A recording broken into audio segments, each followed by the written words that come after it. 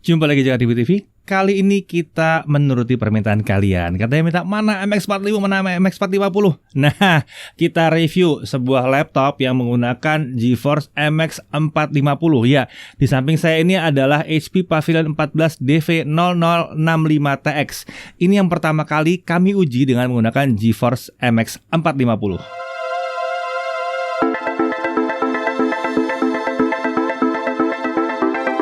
Ya, HP Pavilion 14 DV0065TX ini adalah laptop kelas terjangkau, relatif terjangkau maksudnya ya, dari HP yang sudah ditenagai dengan hardware terbaru dari Intel dan Nvidia. Ini memadukan prosesor Intel Core generasi ke-11 dan Nvidia GeForce MX terbaru, atau tepatnya MX450 di sini. Oke, kita langsung mulai aja. Kita lihat prosesornya. Untuk yang kita uji ini yang menggunakan Core i5 1135G7, Tiger Lake 10 nanometer, 4 core 8 thread, base frekuensi 2,4 GHz dengan turbo di 4,2 GHz dengan 8 MB Intel Smart Cache. Untuk RAM yang terpasang di sini adalah 8 GB DDR4 3200 MHz. Single channel only, hanya ada satu slot SODIMM juga di sini sayangnya ya. Nah, tapi karena ini slot SODIMM berarti kalian bisa upgrade ya dengan cara mengganti yang sudah terpasang. Ini langka. Biasanya untuk yang baru-baru ini banyak yang tidak bisa di-upgrade. Yang ini bisa di-upgrade. Nah, untuk SSD dia sudah menggunakan 512 GB SSD PCIe NVMe. Memang tidak terdapat slot SATA maupun M.2 tambahan karena memang laptopnya tipis di sini. Nah, untuk GPU yang dari Nvidia-nya ini Nvidia GeForce MX 450 2 GB GDDR5. Ini menggunakan GPU Nvidia Turing, GPU yang sama dengan RTX 20 series atau GTX 16 series. 896 CUDA cores, mirip seperti GTX 1650 nih ya.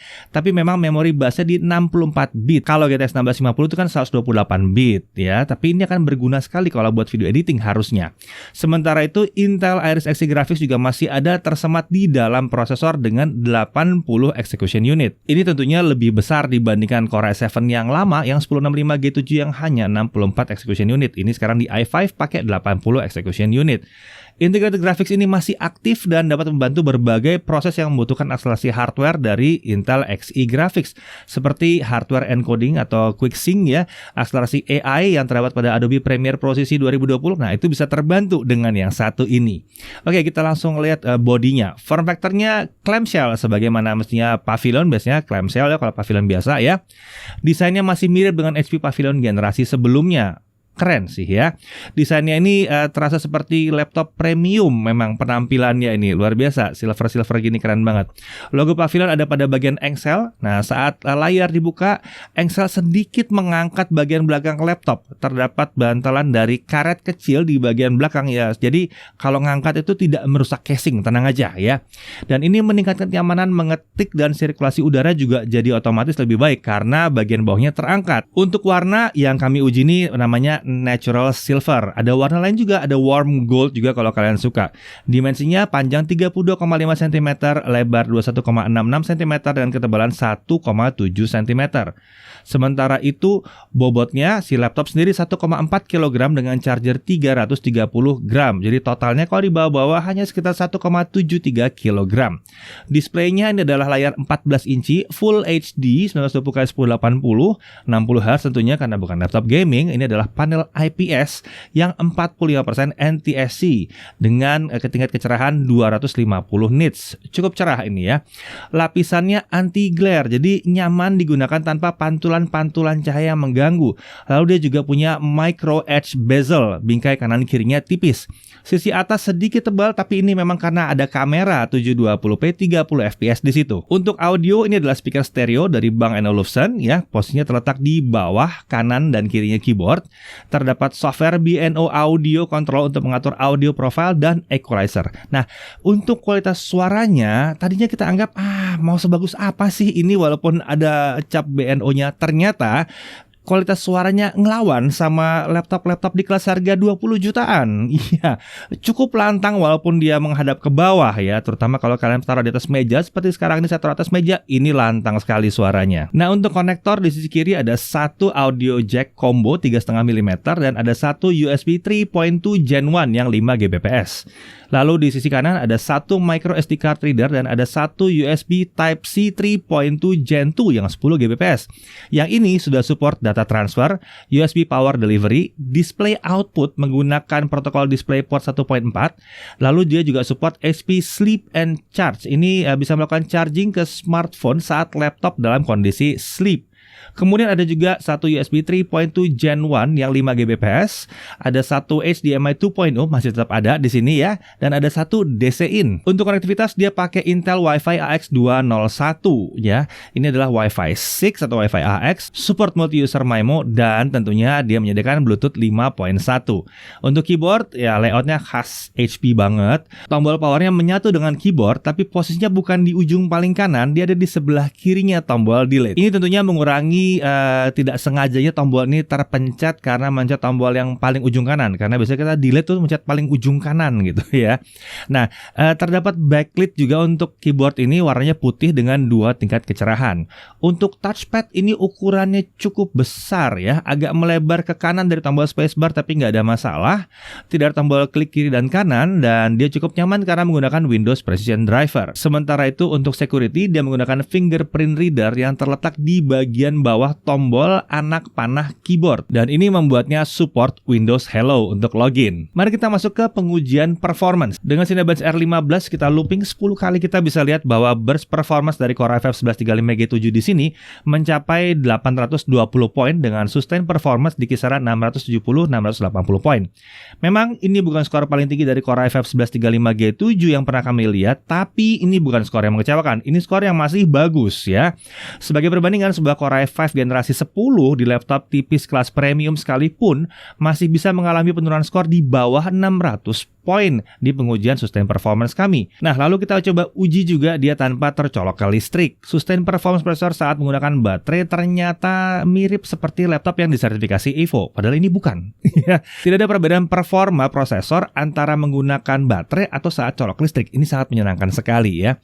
Oke, kita langsung aja lihat bagaimana kalau dipakai buat ngedit video ya. Seperti biasa, 4K render test dulu dengan Adobe Premiere Pro CC 2020. Source videonya 4K 60 dan kita ekspor ke 4K 60 lagi setelah mengalami editing ya. Di sini kita lihat bahwa dengan software saja memang dia harus selesai dalam waktu 30 menit 40 detik. Tapi pada saat kita aktifkan kudanya di mana MX450-nya digunakan, ini berubah menjadi 8 menit 5 detik. Hasil yang cukup baik di sini ya. Lalu untuk 1080p 60 fps dengan file yang sama, file 2 menit 7 detik juga yang sama, kita ekspor ke 1080p juga ya. Hasilnya dengan software adalah 8 menit 33 detik. Sementara dengan mengaktifkan CUDA atau MX450 yang dihidupkan, kita bisa menyelesaikan ini dalam 5 menit 29 detik. Jadi kencang ternyata ya. Nah, kalau untuk gaming bagaimana? Kita coba dulu Trimac Firestrike ya. Kita bisa lihat bahwa MX450 ini bisa menghasilkan 4.807 poin. Sebagai perbandingan, MX350 itu skornya di kisaran 4.300 poin. Jadi ini peningkatan ya, ada peningkatan. Tapi lagi-lagi ini pengujian sintetik dan dapat memiliki karakter berbeda saat kita main game. Jadi mari kita langsung aja main game. Ya, kita coba aja CS:GO dulu di 1080p low. Nah, kita dapat 140 sampai 210 fps. Ini tentunya menggunakan MX450 ya. Ini kencang, terbang ini game ya, luar biasa. Lalu kita beralih ke Dota 2 1080p fastest screen render di 100%, kita masih bisa dapat 65 sampai 85 fps dan scene ringannya bisa di 110 fps. Kemudian untuk PES 2021 1080p low, resolution scale di 80% itu defaultnya low ya. Dia stabil banget di 60 fps tanpa masalah. Kemudian beralih ke game yang berat, Shadow of the Tomb Raider 1080p low, anti-aliasing di off, di 30 sampai 45 fps. Ingat, ini adalah sebuah game AAA yang super berat. 30 sampai 45 fps kencang sih ini ya. Lalu untuk GTA 5 gimana? 1080p medium Ini cukup mengejutkan. Kita dapat skor 75 sampai 100 FPS. Jadi GTA 5 lancar jaya di sini. Nah, lalu beralih ke Genshin Impact. Gimana? Genshin Impact 1.2 1080p low, bukan lowest ya. Resolution scale di 1.0. Ini stabil di 60 FPS dengan sesekali turun ke hanya 55 FPS saja dropnya. Jadi ini super stabil juga di Genshin Impact. Luar biasa, emang MX 450-nya kenceng ini. Nah, kemudian untuk SSD kita juga melakukan pengujian. Untuk read kita dapat 2200-an Mbps, sementara write di 1400-an Mbps. Ini bukan hasil yang paling tinggi, tapi untuk kelas harganya ini udah bagus banget. Dan ini jauh sekali dari SSD SATA yang hanya di 500 Mbps. Jadi ini udah tergolong kenceng sebenarnya ya untuk kelas harganya. Nah, untuk baterai, ini adalah baterai 43 Wh. Kita tes di 50% brightness dengan 25% volume, video playback 1080p, dan kita dapat hampir 8 jam atau 7 jam 45 menit. Sementara itu untuk Chrome Web Browsing kita dapat 6,5 jam. Jadi ini adalah hasil yang lagi-lagi cukup baik untuk sebuah laptop yang sudah dipersenjatai dengan GPU yang lumayan kencang ini. Nah, untuk charging test kita lihat di 30 menit charging normal ini katanya ya, charging normal ini dia sudah bisa mencapai 48%. Ini kenceng, 48% dalam 30 menit.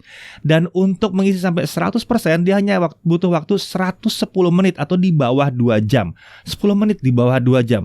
Ini sih kenceng.